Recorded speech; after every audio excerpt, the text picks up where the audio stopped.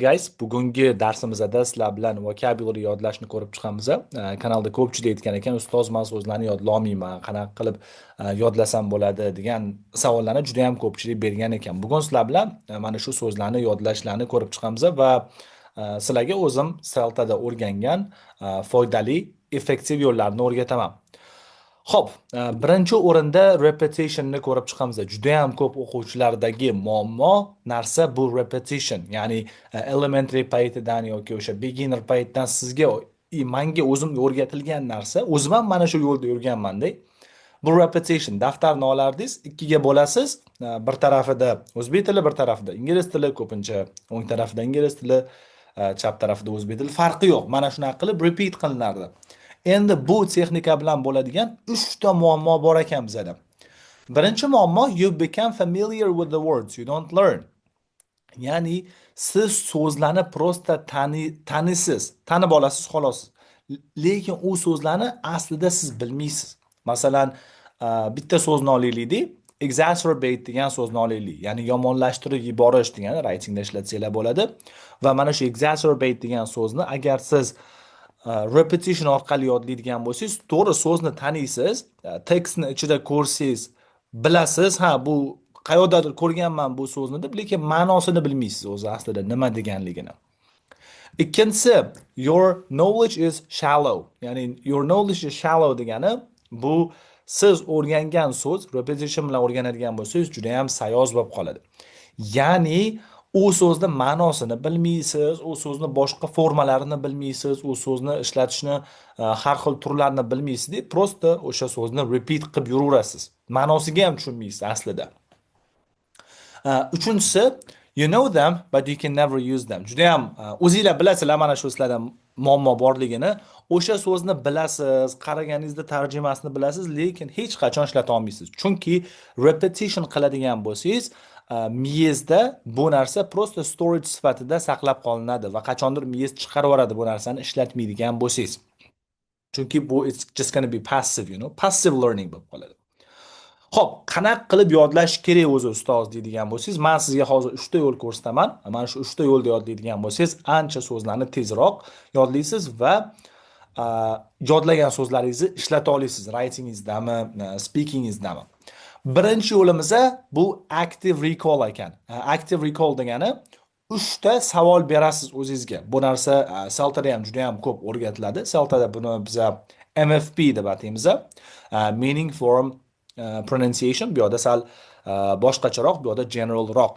Xo'p, can I say the word? Ya'ni o'sha so'zni men ayta olamanmi?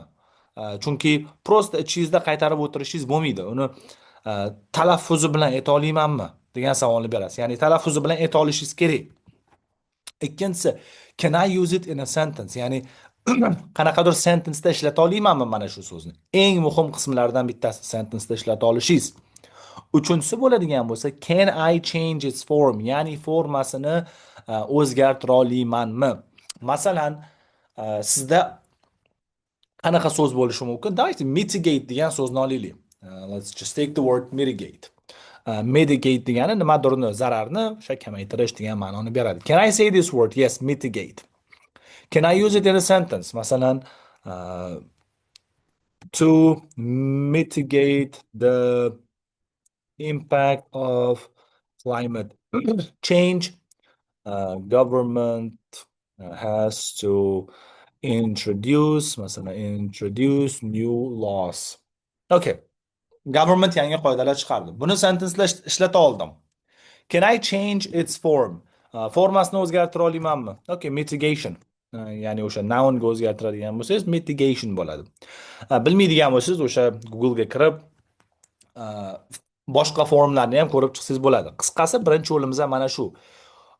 So'z o'rganayotganingizda o'sha so'zni mukammal o'rganing, talaffuzi bilan o'rganing, sentence'da ishlating, boshqa turlarni ham o'rganing. Bu Celtada o'rgatiladigan MFP, meaning, form va pronunciation.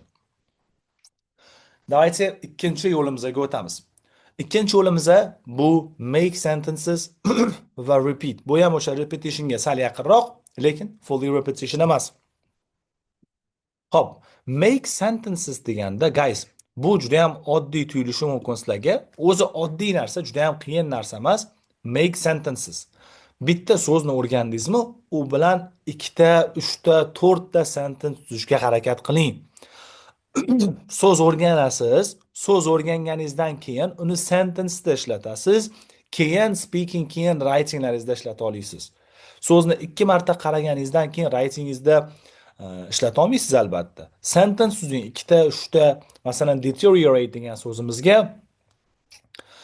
har xil sentencelar tuzsak bo'ladi. Drinking cold water when you're sick can deteriorate your health. Air quality in Tashkent has deteriorated due to factories. Yomonlashish degani deteriorate. Their relationship deteriorated after the conflict. Ya'ni yomonlashib ketdi, yomonlashib ketdi, yomonlashib ketdi. Yomonlashish degan ma'noni beryapti. Siz mana shu so'zni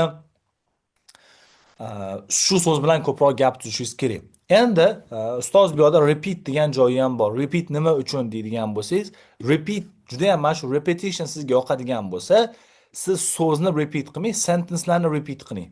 Speakingiz uchun foyda bo'ladi va so'zni yodlashingiz uchun kontekst bilan yodlanadi. So'zni yodlashingiz uchun ham foyda.